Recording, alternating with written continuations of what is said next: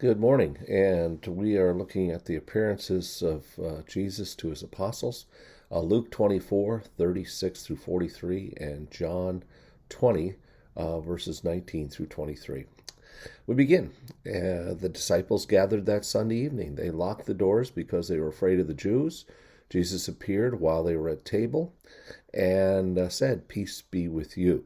This seems to be a late Sunday evening meeting, and Jesus had the 11 described in John 20, verses 19 through 25. So the 11 are there, and there's only one missing, and we're going to meet him a little later.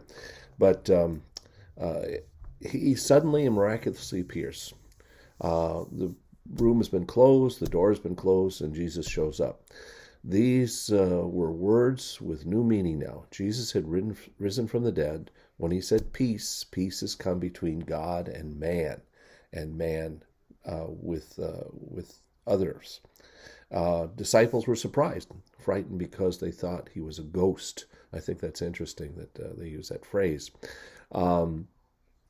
Jesus admonished them for their lack of faith and stubborn refusal to believe. Those who had seen him after he had risen, "Why are you anxious? Why do you have doubts?" he asked. "Look at my hands and feet. It's really me. Touch me and see. A ghost doesn't have flesh and bones like I do." But when he showed them his hands and feet, they were so happy and amazed that they couldn't believe it. Jesus first displayed his wounds, his hands, his feet to his disciples. It's interesting. A resurrected body has wounds. The only wounded person in heaven is Jesus. In this, Jesus wanted to establish his identity and his bodily existence, and it was there in a transformed state. The same body had had before the cross, upon the cross, and set in the tomb.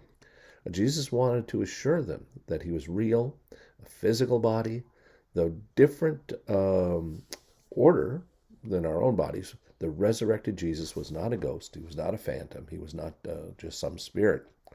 Some make much of the fact that Jesus said his body was flesh and bones, not the typical flesh and blood. The idea is perhaps he wanted them to feel that he was real. They could feel bones, you can't feel blood. Curiously, for the moment, the joy kept them from faith, that they had to be true in the sense that we believe something to be good and true, yet also true because God has reasoned it out, thought out our faith. It's not just believism. Jesus wanted them to think and believe and have evidence. There are several times previous when this joy actually hindered faith. Genesis 45, 25, and 26, Jacob could not believe that Joseph was alive. He was happy, but he couldn't believe it.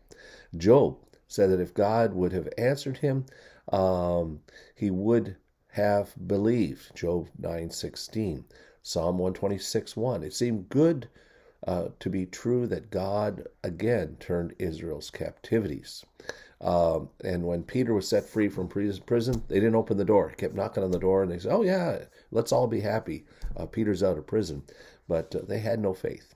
So you may be happy and still not have faith. God bless.